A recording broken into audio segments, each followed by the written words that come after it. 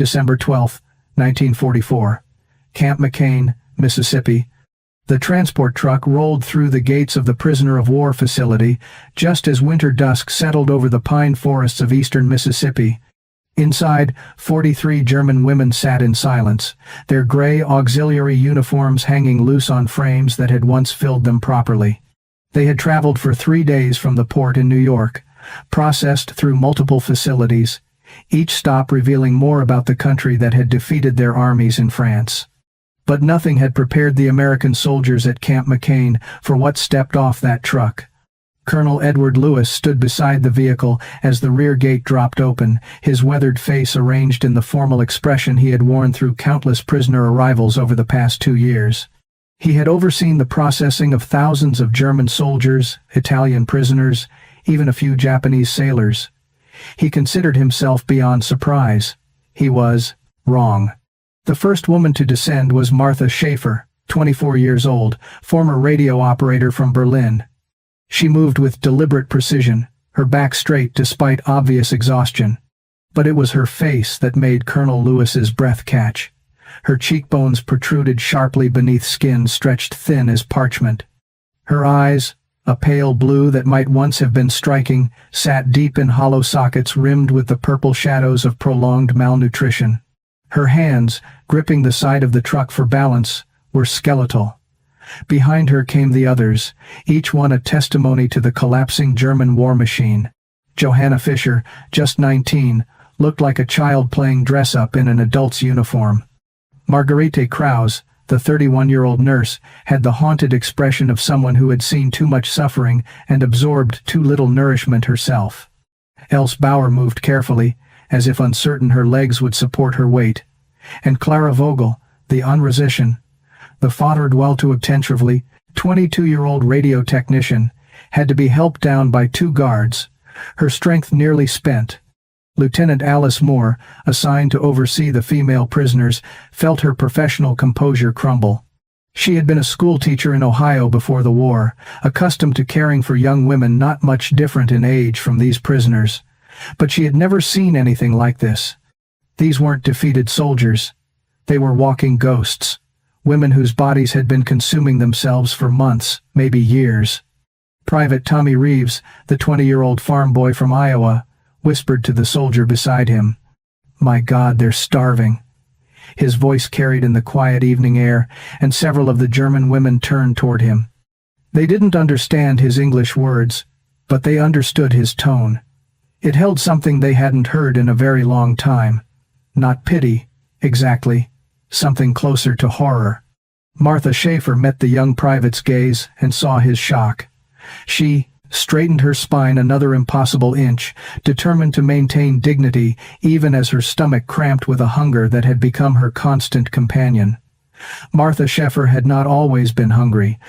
She remembered Berlin before the war, before the bombs, before the ration cards became worthless slips of paper promising food that no longer existed. She remembered her mother's kitchen filled with the smell of fresh bread, the weight of a full plate, the simple luxury of eating until satisfaction rather than stopping when the meager portion ended. That world had vanished gradually, so slowly that she hadn't noticed until it was gone.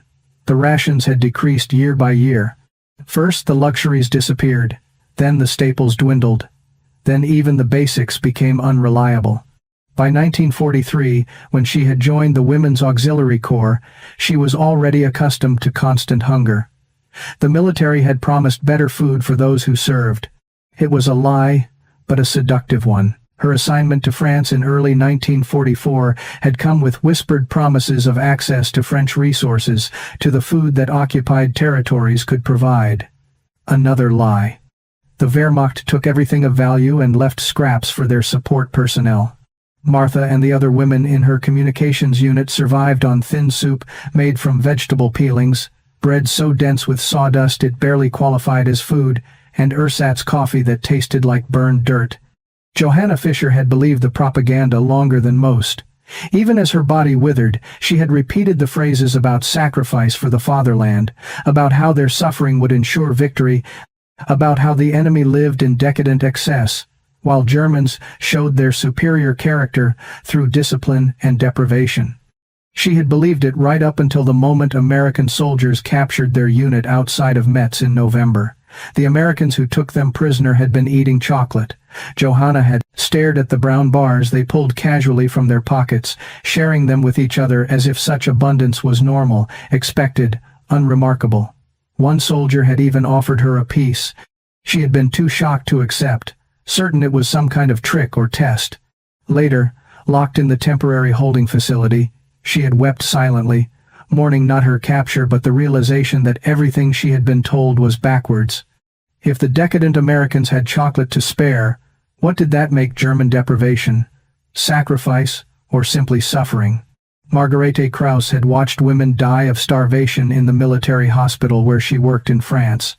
Not from wounds, not from disease, but from bodies simply giving up after too many months of too little food. She had held their hands as they faded, had written letters to families who were likely just as hungry back in Germany, had wondered when her own body would decide it had endured enough. She had a daughter named Sophie, 8 years old, living with Margarete's mother in Hamburg. Every night Margarete prayed that somehow her child was finding food, that her mother's connections and resourcefulness were keeping Sophie alive. But she had received no letters in 8 months. The silence terrified her more than captivity ever could. The morning after their arrival, Lieutenant Alice Moore came to escort the German women to breakfast. She had spent a sleepless night thinking about their condition, about the protocol she was supposed to follow, and about the simple human reality that these women needed food more than they needed processing paperwork. She had spoken with Colonel Lewis at dawn, and he had agreed. Feed them first. Everything else could wait. Martha Schaefer stood when the lieutenant entered the barracks, automatically bringing herself to attention. Behind her, the other women rose as well, their movements stiff and uncertain.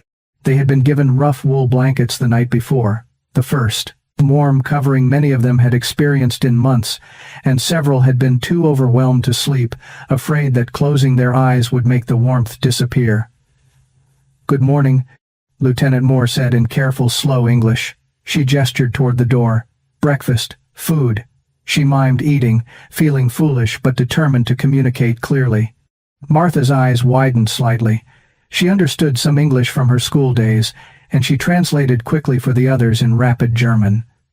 The word food created a visible ripple through the group.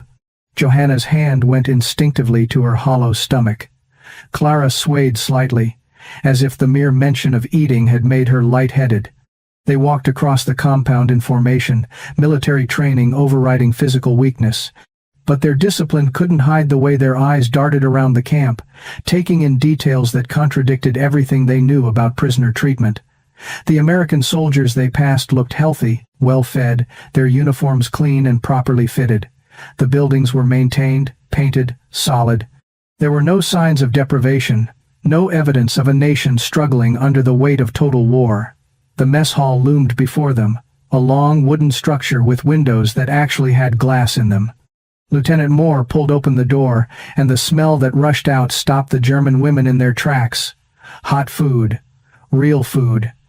The rich aroma of cooking meat, fresh bread, coffee that smelled like actual coffee rather than the burned grain substitute they had choked down for years. Else Bauer made a small sound in her throat, halfway between a gasp and a sob. Sergeant William Tucker stood inside, having arrived at the mess hall 2 hours before dawn to prepare for this moment. Colonel Lewis had briefed him on the prisoners' condition, and Bill had seen their faces when they arrived. He was a man who had lost his wife to illness 3 years ago, who had found purpose in feeding people, who believed that a good meal could heal wounds that medicine couldn't reach. He had prepared accordingly. The tables were set with metal trays, cups, utensils arranged with care. But it was what waited behind the serving line that made Martha's careful composure finally crack. Her hand rose to cover her mouth, and tears she had refused to shed through months of hunger and defeat began streaming down her gaunt face. Sergeant Tucker had made a decision that would be talked about for decades afterward. He had prepared the same meal that American soldiers received. Not reduced portions, not prisoner rations, not the minimum required by the Geneva Convention. The same meal. When Corporal David Chen had questioned this choice in the pre-dawn kitchen, Tucker had simply said, "Look at them, David. Look at those women, and tell me you could serve them less." Martha stood at the front of the line, trying to process what she was seeing. A thick slice of meatloaf, glistening with a rich, brown gravy.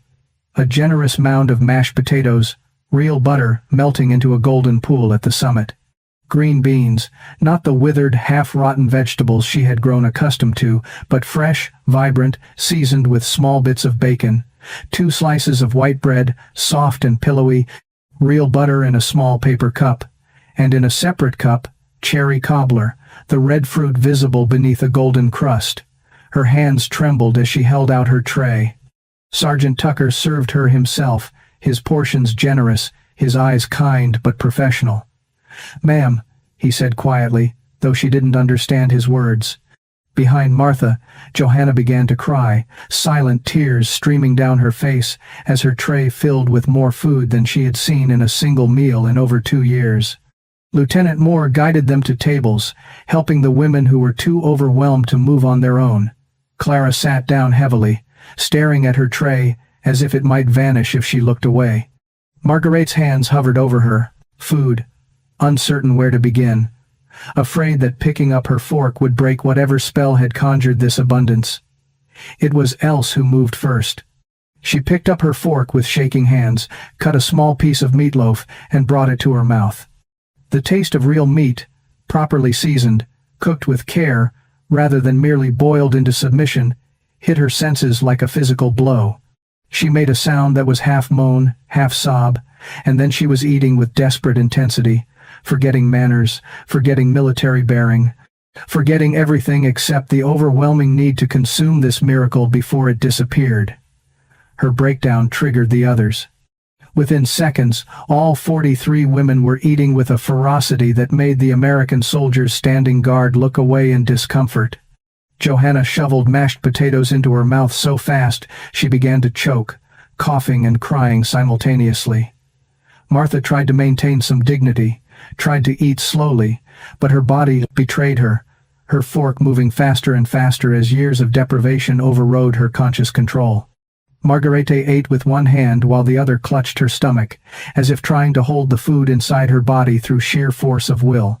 Clara finished her entire meal in less than 5 minutes, then sat staring at her empty tray with an expression of devastation, as if she had lost something precious rather than consumed it. Private Tommy Reeves stood against the mess hall wall, his rifle held loosely in hands that had forgotten their purpose. He was supposed to be guarding these women, maintaining security, ensuring proper protocol. Instead, he was witnessing something that would haunt him for the rest of his life. Not horror, exactly, but something equally profound. The raw, desperate humanity of people who had been starving, discovering that food still existed in the world. Johanna had stopped crying long enough to start on her bread, tearing off pieces and stuffing them into her mouth without bothering to chew properly. The butter she had been given sat forgotten on her tray, the concept of spreading it apparently too time-consuming when she could be eating. She noticed it finally, stared at the small yellow square as if seeing gold, and then simply bit into it directly, consuming the entire portion in one mouthful. The richness of pure butter after years of ersatz margarine made from coal byproducts caused her eyes to roll back slightly, a moment of pleasure so intense it bordered on pain. Corporal Chen had seen poverty in San Francisco's Chinatown, had watched his own parents stretch impossible budgets to feed their children during the Depression years. But this was different. These women weren't just hungry. They were eating like people who had forgotten what it meant to be full, who had lost the ability to trust that another meal would come tomorrow. He moved along the serving line and, without being asked, began preparing second portions. Sergeant Tucker saw what David was doing and nodded his approval. He had made extra, anticipating this exact scenario. The math was simple. These women probably needed 3 or 4 days of regular meals just to begin recovering from their malnourishment. But their bodies would remember abundance from this first meal, would begin the long process of healing from this moment forward. Martha finished her meatloaf and immediately started on the green beans, eating them with her fingers when her fork proved too slow. She had maintained her composure longer than most, but the facade crumbled completely when she tasted the cherry cobbler. The sweetness, the texture of real fruit, the buttery crust, all combined into something that her starved brain interpreted as almost painfully beautiful. She bent over her tray and wept while she ate, tears falling into her food, salt mixing with sugar, her shoulders shaking with sobs she had suppressed through months of military discipline. Else had finished everything on her tray and was now running her finger across the metal surface, gathering every remaining trace of gravy, every crumb of bread, every molecule of butter. She licked her finger clean and then did it again, unable to stop herself, dimly aware that American soldiers were watching her debase herself but unable to care. Food mattered. Dignity could wait. Lieutenant Moore felt her throat tighten with emotion. She had prepared herself for many aspects of overseeing enemy prisoners. Defiance she had expected. Hostility certainly. Cold military professionalism. Absolutely. But she had not prepared herself for this raw vulnerability, for watching grown women reduced to tears by the simple act of eating a hot meal. She caught Colonel Lewis's eye across the mess hall. His expression mirrored her own confusion of pity, anger at what had been done to these women, and determination to help them recover. When Corporal Chen approached the tables with offers of second helpings, several women looked at him with expressions of such desperate hope that he had to turn away briefly to compose himself. Margarete reached up with a trembling hand to accept another portion of mashed potatoes, and then surprised everyone by whispering in broken English, "Thank you. Thank you."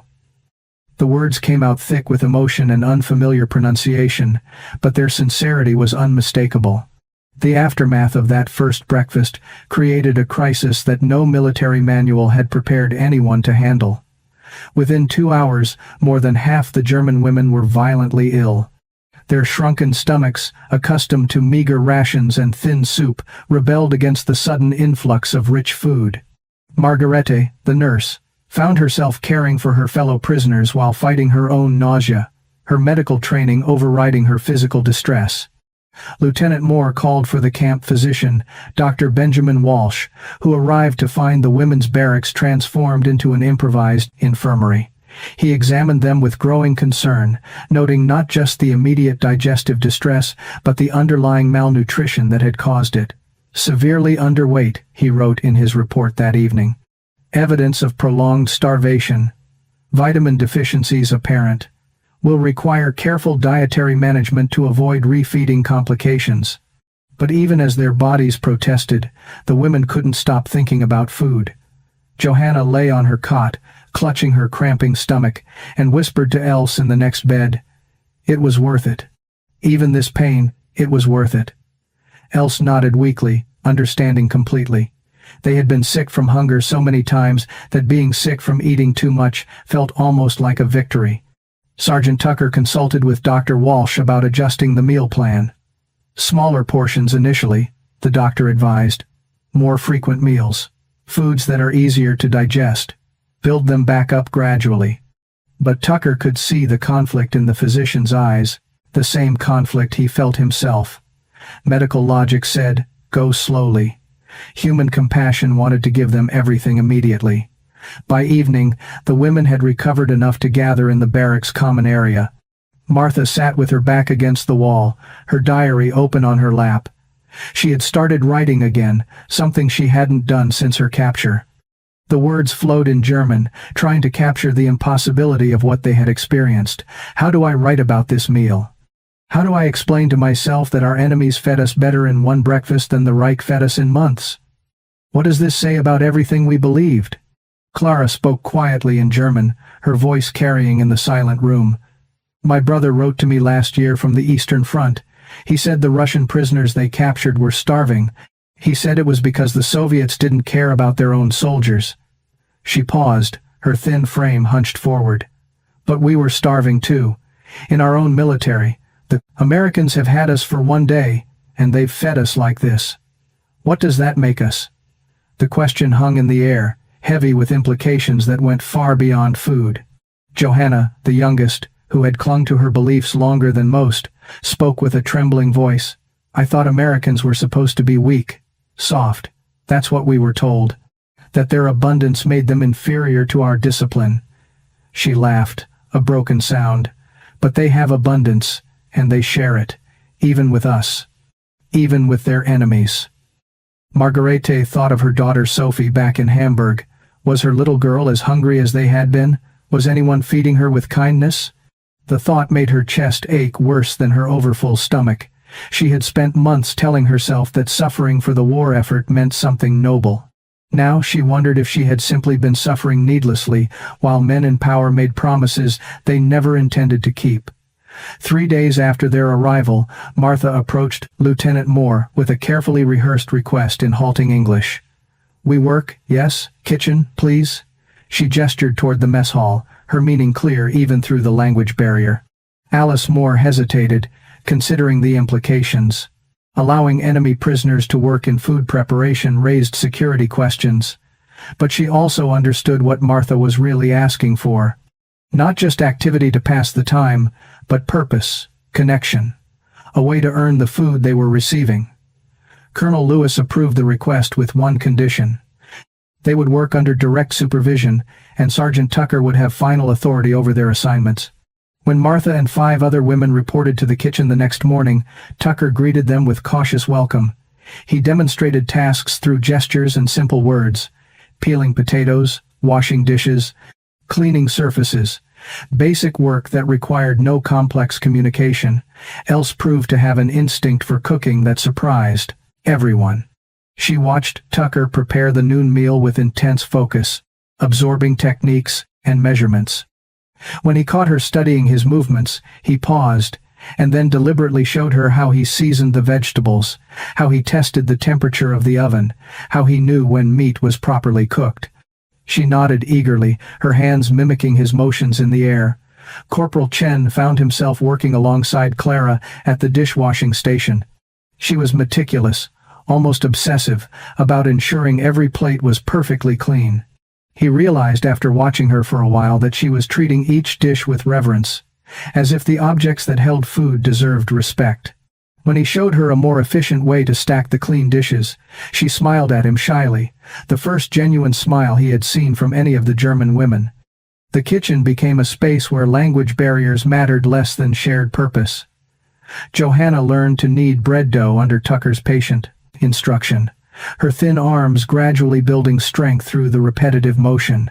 She discovered that the rhythm of kneading was meditative, allowing her mind to quiet after months of anxiety and confusion. The smell of yeast and rising dough became associated in her mind with safety, with a kind of peace she hadn't known existed. By the second week, the 6 women working in the kitchen had begun teaching German words to the American staff in exchange for English lessons. "Kartoffel," Clara would say, holding up a potato. "Potato," Chen would reply, and they would both repeat the words in each other's languages, laughing at their mutual pronunciation struggles. These simple exchanges built something fragile but real between former enemies. Sergeant Tucker noticed that the women who worked in the kitchen were recovering faster than those who remained idle in the barracks. They had gained weight, yes, but more than that, they had gained something in their eyes. Not quite hope, not yet, but something closer to it. The possibility that they might have value beyond what their uniforms had once represented. The beginning of understanding that they were being seen as human beings rather than simply as enemy prisoners who needed to be fed. In January of 1945, the International Red Cross established procedures for prisoners of war to correspond with their families.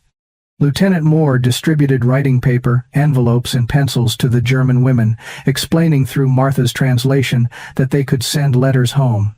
The announcement created an immediate stir of excitement followed quickly by anxiety. What would they say? What could they say? Martha sat at the barracks table with blank paper before her, pen motionless in her hand. How could she explain her situation to her parents in Berlin? She imagined them receiving a letter describing American abundance while they huddled in bomb shelters, scraping by on rations that grew smaller each week. Would they think she had been brainwashed? Would they believe her when she described being fed 3 full meals daily, about kitchen work that felt more like hospitality than imprisonment? She wrote carefully, choosing each word with diplomatic precision. "I am safe and well treated. The Americans follow the Geneva Convention strictly. I am healthy and working in the camp kitchen. Please write to me about how you are managing. I think of you constantly." She didn't mention the meatloaf, the butter, the cherry cobbler. Some truths felt too cruel to share. Johanna wrote to her mother in Munich with the enthusiasm of her 19 years, momentarily forgetting the context of her captivity. She described learning to bake bread, the kindness of Sergeant Tucker, the way Corporal Chen had taught her to say, "Good morning," in English. Only when she finished did she realize how her letter might sound. Like she was enjoying herself. Like she had forgotten she was supposed to be a prisoner of her country's enemies. She almost tore it up, then decided to send it anyway. Her mother deserved to know she was alive and safe, even if the circumstances were complicated. Marguerite's letter to her daughter Sophie was tear-stained before she finished the first paragraph. "My darling girl, I hope this letter finds you healthy and safe with Oma. I am being treated well and have enough to eat. I think of you every moment. Please be brave and good. I will come home to you as soon as I can. Your Moody loves you more than all the stars in the sky." The letters were sent through Red Cross channels in mid-January. The women waited with desperate hope for replies. Weeks passed. February arrived with cold rain that turned the camp into mud, and still no letters came. Martha began to fear the worst. Perhaps Berlin had been bombed again. Perhaps her parents' building no longer existed. Perhaps they were dead, and she was writing to ghosts. Then, in late February, the first response arrived. Not for Martha, but for Clara. A single page, written in her sister's handwriting. Clara read it alone in her bunk, her hands shaking so badly the paper rustled audibly. When she finished, she folded it carefully and said nothing, but her face told the story. Her mother was dead, her father missing, her sister surviving alone in the ruins of Stuttgart. December 25, 1945. Nearly a year had passed since the German women first arrived at Camp McCain. The war in Europe had ended 7 months earlier. Japan had surrendered in August. The world was at peace, but the question of what came next for these women remained unanswered. Repatriation procedures had begun for male prisoners across the country, yet we have found hope. Her words fell like stones into still water, creating ripples that would spread far beyond that Christmas evening. The request created an unprecedented crisis for military bureaucracy. 18 of the 43 German women formally petitioned to remain in the United States rather than accept repatriation. Their reasoning was complex, emotional, and deeply practical. They had lost families to bombing raids. Their cities existed only as rubble.